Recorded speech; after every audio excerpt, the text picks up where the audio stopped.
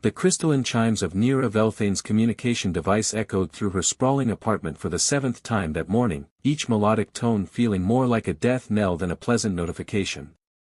She pressed her aquamarine palm against her forehead, her bioluminescent freckles dimming with stress as she stared at the holographic rejection message floating above her coffee table. Regret to inform, previous commitments, perhaps another time. The words blurred together in a symphony of polite refusal. 7, she muttered to herself, her voice carrying the musical quality typical of Zephyrian speech. 7 pet sitters, and not one brave enough to spend 3 days with Kronos. As if summoned by his name, a low rumble echoed from the sealed chamber adjacent to her living space. The sound was followed by a sharp crackling noise and the distinctive ozone smell that always accompanied her beloved storm beast's emotional displays. Through the reinforced transparent aluminum barrier, she could see Kronos pacing restlessly, his sleek navy blue hide shimmering with contained electrical energy. Standing nearly 4 feet at the shoulder with the muscular build of a great cat and the flowing mane of a creature born from lightning itself, he was undeniably magnificent, and equally intimidating to anyone unfamiliar with his gentle nature. "I know, my friend," Nira called to him, her tone switching to the soothing clicks and whistles of traditional storm beast communication. "I'm trying to find someone suitable." The annual Xenobiology Research Symposium on Proxima Station was only 2 days away, and Nira's presentation on storm beast behavioral patterns could revolutionize how her people understood these sacred creatures. Missing it wasn't an option, but neither was leaving Kronos alone. Storm beasts required constant companionship, and their electrical discharges could be dangerous if they became distressed. Her door chime sang its gentle welcome melody, interrupting her spiraling thoughts.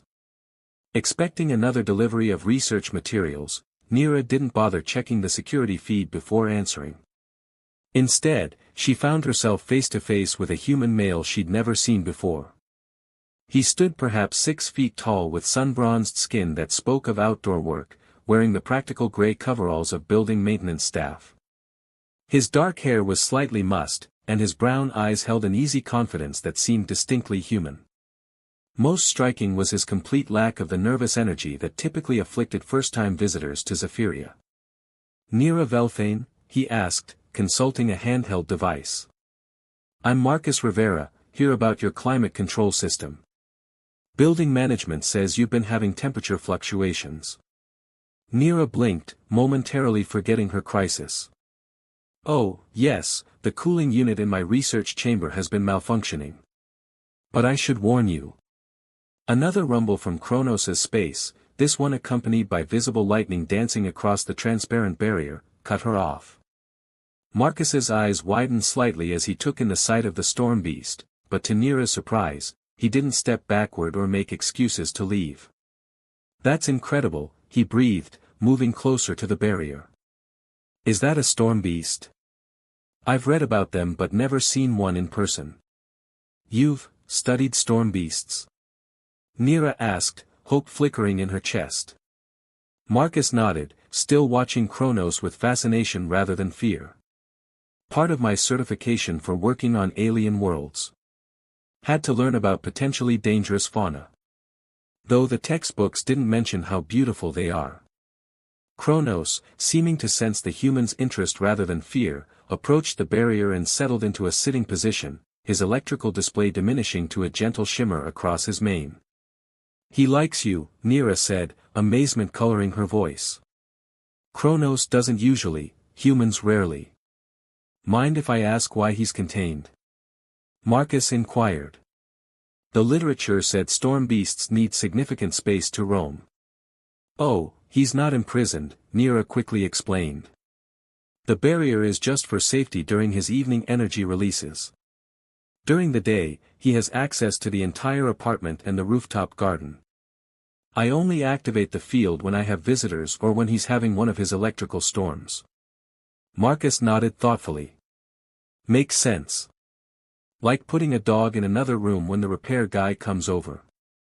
The comparison made Nira smile despite her stress. Humans had such interesting ways of relating to unfamiliar concepts. "Actually," she said, an idea beginning to form, you wouldn't happen to know anything about pet care, would you? Marcus shrugged. I've had dogs, cats, even helped my sister with her exotic bird rescue back on Earth. Why? Neera felt her bioluminescent freckles brighten with excitement. I need someone to watch Kronos for 3 days while I attend a conference. Every professional pet sitter I've contacted has declined after seeing him.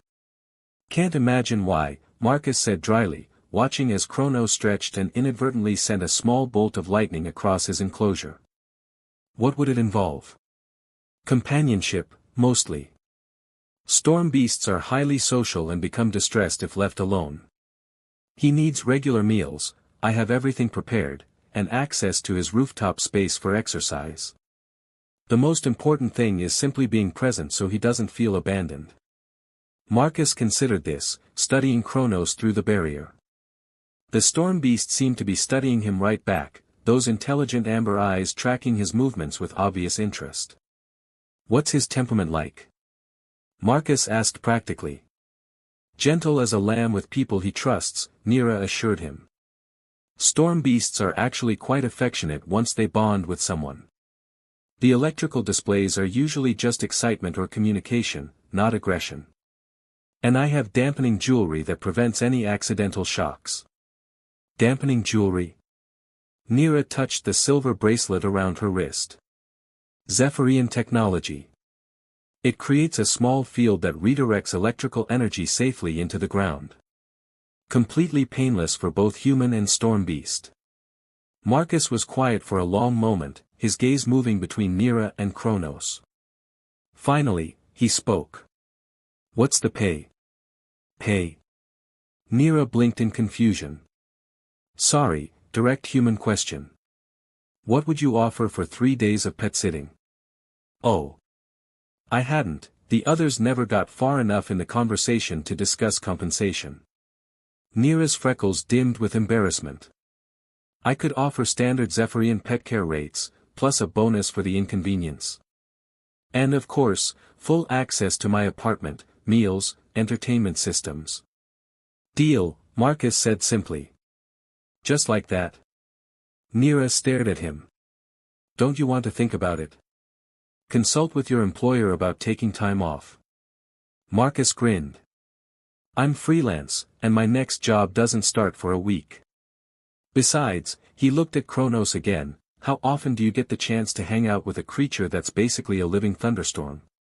Seems like an adventure. Neera felt a warmth in her chest that had nothing to do with her apartment's climate control issues.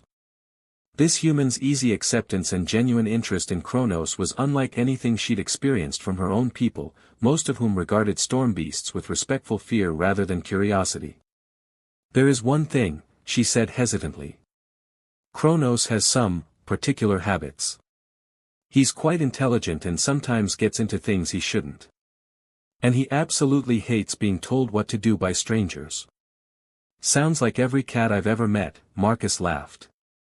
I think we'll get along fine. As if to contradict this optimism, Kronos chose that moment to release a spectacular electrical display, lightning dancing across his mane and illuminating the entire chamber with blue-white light. Instead of jumping back, Marcus pressed closer to the barrier, his expression one of pure wonder. Magnificent, he whispered. In that moment, watching this human admire her beloved companion with the same awe she felt every day, Neera realized her storm beast problem might be the least of her worries. There was something about Marcus Rivera, his easy confidence, his genuine curiosity, his complete lack of fear, that made her pulse quicken in ways that had nothing to do with Kronos' electrical field. When do you leave? Marcus asked, turning back to her with that warm smile. Tomorrow morning, early. Perfect. I'll finish the climate repairs today and be back this evening to get acquainted with my temporary roommate. As Marcus gathered his tools and prepared to leave, Neera found herself looking forward to the evening in ways that surprised her. For the first time in days, the upcoming conference felt less like a looming crisis and more like an opportunity, though whether that opportunity involved her research or the intriguing human now walking out her door remained to be seen. This could work, she murmured to Kronos, who had settled down to watch Marcus's departure with obvious interest. This could actually work. Neera's transport glided silently through Zephyria's crystalline atmosphere as she returned from what had been the most frustrating 3 days of her professional career. The Xenobiology Research Symposium had devolved into political posturing rather than scientific discourse, with various faction leaders more interested in territorial disputes than breakthrough research. After her presentation was cut short by yet another procedural argument, she decided to return home a day early rather than waste time on diplomatic theatrics. As her personal flyer descended toward her residential complex, nestled among the floating spires of New Tempest City, Neera found her thoughts drifting to Marcus and Kronos. She'd received his daily status updates, brief but reassuring messages that her storm beast was healthy and content. The human's casual confidence in handling Kronos had been both surprising and oddly attractive. There was something refreshing about his straightforward approach to challenges that most Zephyrians would consider impossibly complex. The building's landing platform welcomed her with its usual soft chimes, and Neera gathered her research materials with eager anticipation. 3 days away from Kronos was the longest she'd ever been separated from her companion, and she was looking forward to their reunion almost as much as she was curious to see how Marcus had managed. Her apartment's entrance scanner recognized her biosignature and opened with a gentle whoosh, revealing her familiar living space. Everything appeared exactly as she'd left it, which was oddly disappointing. She'd half expected some evidence of Marcus's presence, human belongings scattered about, or at least some indication that someone else had been living here. "Hello?" she called out, her voice echoing slightly in the spacious rooms. "Marcus? Kronos?" No response, though she could hear the distant sound of running water from somewhere deeper in the apartment. Frowning, Neera followed the sound through her living area toward the secondary chambers. The water seemed to be coming from her private bathing facility, a luxurious space carved from natural crystal formations that provided both beauty and functionality. What she found there made her freeze in absolute shock. Marcus stood waist-deep in her ornate soaking pool, wearing nothing but a pair of human-style shorts, his muscular torso glistening with water droplets that caught the filtered light streaming through the crystal walls. But that wasn't what made Neera's breath catch in her throat. Beside him in the warm, sudsy water sat Kronos, looking utterly content as Marcus gently scrubbed his electric blue fur with what appeared to be a soft brush. The storm beast's usual electrical aura was completely absent, his fur lying flat and sleek against his powerful frame. Most shocking of all, Kronos was purring, a deep, rumbling sound that Neera had only heard when he was supremely happy and relaxed. "What in the seven storms are you doing?" Neera exclaimed, her voice pitching higher with disbelief. Marcus turned at the sound of her voice, his face breaking into a warm smile that somehow made the impossible scene even more surreal. "Hey, you're back early. We were just finishing up Kronos's bath." "Bath?" Neera sputtered, her aquamarine skin flushing darker with shock. "You're giving him a bath? In water?" "Yeah, he loves it," Marcus replied casually, continuing to work the brush through Kronos's mane. "Turns out your big guy here is quite the water enthusiast once he figured out how to control his electrical output." As if to demonstrate, Kronos shifted in the water, creating gentle ripples without so much as a spark. His amber eyes met Neera's, and she could swear he looked almost embarrassed at being caught enjoying himself so thoroughly. "But that's impossible," Neera whispered, moving closer to the edge of the pool.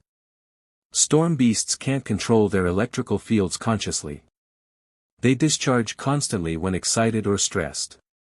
Water contact should be lethal for both of you." "Should be, maybe," Marcus agreed, "but Kronos here is a pretty smart guy. We started with just damp cloths on his paws, and he seemed to figure out how to dial down the juice. Before I knew it, he was practically demanding a full soak." The sound of footsteps in the main apartment interrupted their conversation, followed by a familiar, sharp voice calling out, "Neera. Your door was open, and I heard voices. Are you, oh my stars?" Juno Starweaver, Neera's neighbor and the complex's self-appointed social monitor, appeared in the bathing chamber doorway. Her crystalline purple skin shifted through several shades of shocked violet as she took in the scene before her. Juno's species, the Luminians, were known for their rigid adherence to cultural protocols and their unfortunate tendency to insert themselves into others' business. Nera Velthane. Juno gasped, her crystalline hair literally bristling with indignation. What is the meaning of this desecration? Desecration? Marcus asked, looking between the two women with confusion. It's just a bath. Just a bath? Juno's voice rose to a scandalized shriek. Young human, you are witnessing sacred ritual defilement. Storm beasts are children of lightning and wind. They are never, under any circumstances, to be subjected to water immersion. It violates every principle of Zephyrian cultural reverence. Nera felt her stomach drop as the implications of Juno's words sank in. Her neighbor wasn't wrong about traditional beliefs. Storm beasts were indeed considered sacred by many Zephyrians, their electrical nature viewed as a connection to the planet's storm-generating core. The idea of submerging one in water would be seen as deeply offensive to cultural conservatives. Juno, please, Nera began, but her neighbor was already backing toward the door. I cannot be party to this scandal, Juno declared dramatically. The Cultural Preservation Society must be informed immediately. A sacred storm beast, reduced to a common pet being scrubbed like a domestic animal. And by an off-worlder, no less. Now wait just a minute, Marcus said, his voice taking on a protective edge as he moved slightly to shield Kronos from Juno's outraged stare. Nobody's reducing anybody to anything. Kronos wanted this. Look at him, does he seem distressed to you? Indeed, the storm beast appeared to be the picture of contentment, still purring softly as soap bubbles drifted around his relaxed form. His usual restless energy was completely absent, replaced by the kind of peaceful satisfaction that Nera had rarely seen in him. Want has nothing to do with it. Juno snapped. Sacred creatures don't want things that contradict their essential nature. This human has obviously used some kind of coercion or chemical manipulation. Chemical manipulation? Marcus's eyebrows shot up. Lady, the only chemicals here are soap and water. And trust me, if Kronos didn't want to be here, nothing short of military-grade restraints could keep him in this tub. Juno, please, let me explain, Nera tried again, but her neighbor was already fleeing toward the main apartment. The authorities will hear of this. Juno called over her shoulder. Mark my words, there will be consequences for this cultural violation. The sound of the apartment door chiming shut left an uncomfortable silence in the bathing chamber.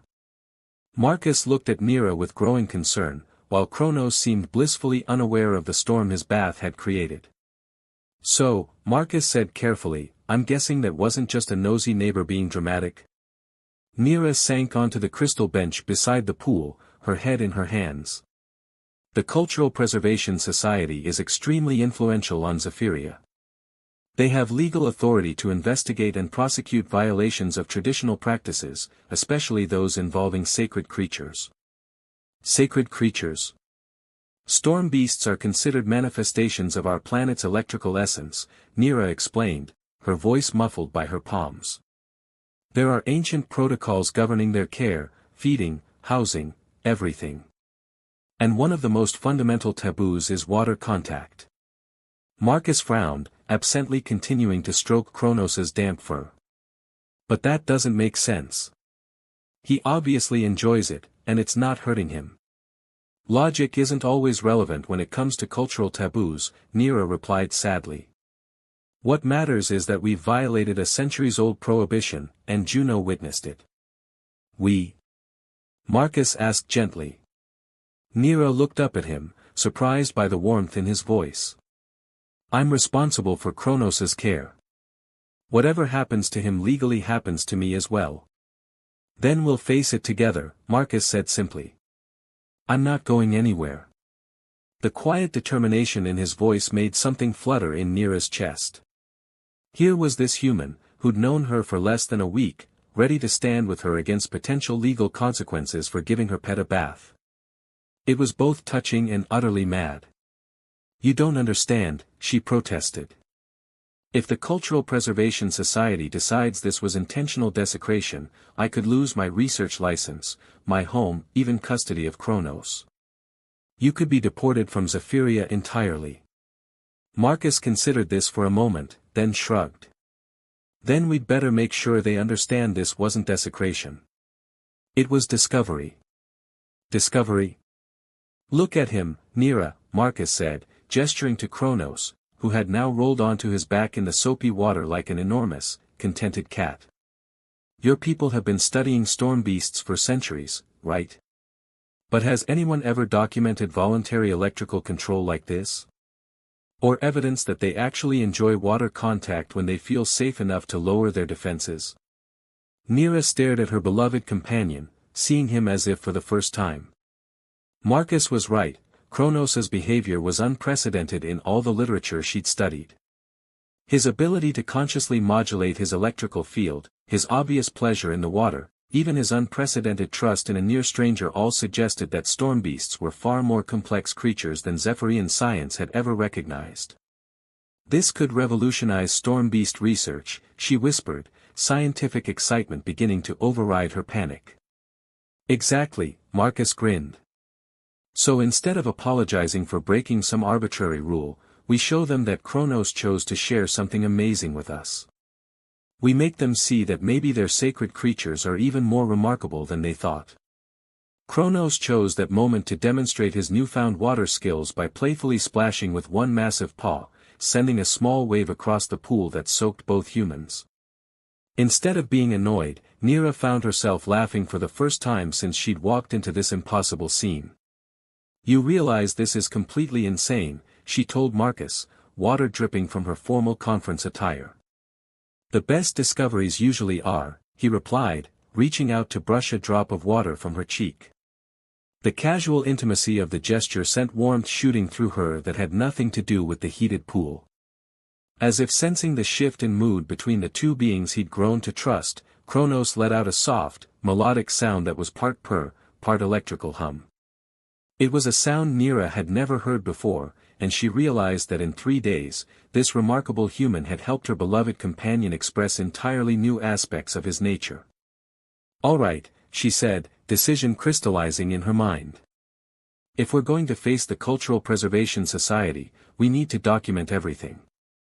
Every behavior, every physiological response, every indication that this is natural rather than coerced. Now you're talking, Marcus said approvingly. Though we might want to get Kronos out of the tub first. Something tells me your friend Juno is going to bring company, and probably soon. As if summoned by his words, the distant sound of multiple voices echoed from the main apartment, accompanied by the official chimes that indicated law enforcement presence. Too late, Nira sighed, then looked at Marcus with newfound resolve. Ready to make history? With you and Kronos? Marcus stood, water cascading from his form as he helped the storm beast climb out of the pool. Wouldn't miss it for the world. Inspector Vex Thornwick stood in Nira's living room like a statue carved from disapproval, his slate-gray skin bearing the ritual scarification that marked him as a high-ranking member of the Cultural Preservation Society. Flanked by 2 junior investigators and a recording drone that hovered silently at shoulder height, he emanated an aura of bureaucratic authority that made even Kronos shift nervously behind Marcus. Xenobiologist Velthane, Thornwick began, his voice carrying the formal cadences of official proceedings, you stand accused of willful desecration of a sacred storm beast through prohibited water immersion rituals. How do you answer these charges? Nira, now wearing dry clothes and attempting to project professional confidence despite the extraordinary circumstances, lifted her chin defiantly. I deny any charges of desecration, Inspector. What you're calling prohibited was actually a groundbreaking discovery about storm beast behavioral capabilities. Thornwick's expression didn't change, but the scarification on his temples darkened slightly, a sign of increased stress in his species. Discovery? The witness testimony indicates you allowed an off-world human to subject your charge to dangerous water contact without proper cultural protocols or safety measures. The witness, Marcus interjected, unable to keep quiet any longer, saw exactly what happened, Kronos enjoying a bath that he chose to participate in. No coercion, no danger, just a creature expressing natural behaviors that apparently nobody bothered to look for before. The recording drone swiveled toward Marcus, its sensors analyzing his biometric data as Thornwick fixed him with a withering stare. "Human Rivera, you are present in this investigation as a courtesy. Your species has no legal standing in matters of Zephyrian cultural preservation." "Maybe not," Marcus replied evenly, "but I do have standing as someone who actually spent time getting to know Kronos instead of just cataloging his species according to ancient assumptions." Before Thornwick could respond, the apartment's door chimed again, admitting a figure that made everyone in the room straighten with surprise. Mira Goldleaf, the human diplomatic liaison to Zephyria, entered with the confident stride of someone accustomed to navigating interspecies politics. Her golden hair was pulled back in the severe style favored by diplomats, and her formal attire bore the insignia of the Terran embassy. "Inspector Thornwick," Mira said with professional courtesy, "I apologize for the interruption, but this matter has diplomatic implications that require embassy oversight." Thornwick's scarification deepened to an almost purple hue. "Diplomatic implications? This is a simple case of cultural violation. Nothing involving the treatment of a human citizen on Zephyrian soil is simple," Mira replied smoothly. "Especially when that citizen may have made a significant scientific discovery. The embassy has a vested interest in ensuring that human contributions to xenobiological research are properly evaluated rather than dismissed due to cultural prejudice." Mira felt a surge of gratitude toward this stranger who had appeared like a guardian spirit. Marcus caught her eye and gave her a subtle nod that somehow conveyed both reassurance and affection in a single gesture. "Very well," Thornwick said coldly. "The embassy may observe, but this investigation will proceed according to Zephyrian law. Now, xenobiologist Velthane, explain to me how subjecting a sacred creature to water immersion constitutes scientific discovery rather than cultural desecration." Mira took a deep breath, drawing on years of academic training to organize her thoughts. "Inspector, our understanding of storm beast behavior has been limited by our cultural assumptions about their nature. We've always believed that their electrical fields were involuntary, constant, and incompatible with water contact. Marcus's interaction with Kronos has revealed that these assumptions were incorrect." "Assumptions?" Thornwick's voice rose slightly. "These are not assumptions, they are established facts based on centuries of observation and study." "Observation from a distance," Marcus added, earning another sharp look from the inspector. "When's the last time any of your researchers actually lived with a storm beast? Interacted with one as an individual rather than a specimen?" "We maintain proper protocols for the safety of both researchers and subjects," Thornwick replied stiffly. "Storm beasts are dangerous predators whose electrical discharges can be lethal." "Can be," Mira agreed, moving closer to Kronos, who had been growing increasingly agitated as the confrontation continued. "But they don't have to be. Watch this." She placed her hand gently on Kronos's flank, and the storm beast immediately began to purr, his electrical aura dimming to barely visible levels. The change was so dramatic that even Thornwick's scarification lightened with surprise. "Voluntary modulation of electrical output," Mira explained, her scientific enthusiasm overriding her nervousness. "Kronos has demonstrated the ability to consciously control his discharge levels based on environmental needs and emotional state. This suggests a level of self-awareness and cognitive control that completely changes our understanding of his species' capabilities." Furthermore, Marcus added, kneeling beside Kronos and receiving an affectionate head bump that generated only the gentlest static, he actively seeks out water contact when he feels safe enough to lower his defenses. Not because he's been coerced or manipulated, but because it's a natural behavior that's been suppressed by fear and misunderstanding. Thornwick stared at the display, his trained investigator's mind clearly struggling to reconcile what he was seeing with centuries of established doctrine. "Even if we accept these claims," he said slowly, "the fact remains that cultural protocols were violated. Sacred creatures are not subjects for experimentation by off-worlders." "Nobody experimented on anybody," Marcus said firmly. "Kronos initiated the water contact. I just recognized what he was trying to communicate and responded appropriately." You expect us to believe that a storm beast communicated complex desires to a human stranger, one of the junior investigators spoke up, skepticism evident in his tone. I expect you to observe the evidence, Mira interjected smoothly. Inspector, if I may suggest a practical approach to this situation.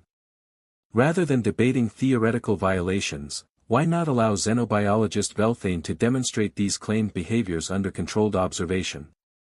If the storm beast truly exhibits voluntary control and water-seeking behavior, that would constitute a significant scientific discovery worthy of proper documentation. Thornwick was quiet for a long moment, his scarification cycling through various shades as he weighed his options. Finally, he spoke. Very well. We will conduct a formal behavioral assessment. If these claims prove false, the charges of cultural desecration will proceed. If they prove accurate. He paused, clearly uncomfortable with the implications. Then we will need to reconsider our understanding of storm beast nature and care protocols. Thank you, Inspector, Nira said, relief flooding through her voice. I can prepare a full demonstration of Kronos' abilities, including controlled electrical modulation, voluntary water immersion, and advanced cognitive responses. The demonstration will take place tomorrow at the Cultural Preservation Society's research facility, Thornwick announced. Neutral ground, with proper monitoring equipment and safety protocols. If your creature can truly perform as claimed, it will be witnessed and recorded. As the inspector and his team prepared to leave, Thornwick turned back to address both Nira and Marcus.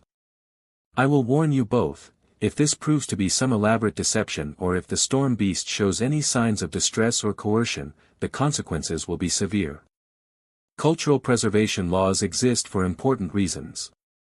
Understood, Nira replied formally, though her hand remained protectively on Kronos' side. After the officials departed, leaving only Mira behind, the diplomat turned to Marcus with a wry smile. Well, Rivera, you certainly know how to make an impression on a new planet. The embassy has been monitoring your situation since the initial complaint was filed. Monitoring? Marcus asked. Standard protocol when a human citizen becomes involved in local legal proceedings, Mira explained.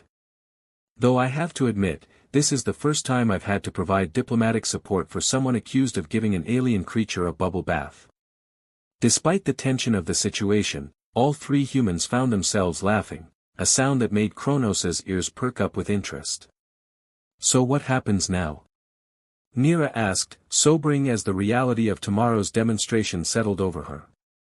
Now we prove that love and understanding can reveal truths that fear and tradition have hidden, Marcus said simply, his arms settling around Nira's shoulders in a gesture that felt both protective and perfectly natural. Mira observed this display of affection with diplomatic interest. I see this situation has developed some additional complications, she noted with amusement. Nira felt her aquamarine skin flush deeper blue. Marcus has been instrumental in these discoveries. I bet he has, Mira grinned. Well, for what it's worth, the embassy is prepared to support both the scientific and personal aspects of this situation. Cross-species relationships aren't uncommon, and they're certainly not illegal. Cross-species relationships?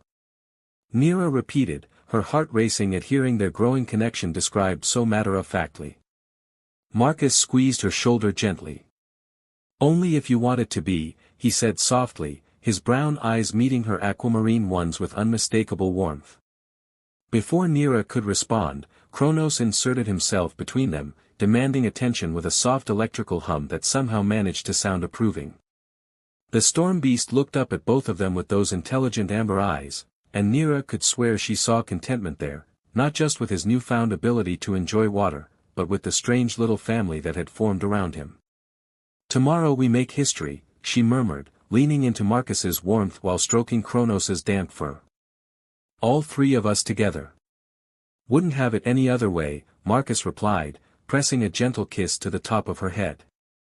As evening settled over New Tempest City, casting prismatic light through the crystal spires, an unlikely trio prepared to challenge centuries of tradition with nothing more than soap, water, and the radical idea that understanding could triumph over fear. The real storm, it seemed, was just beginning.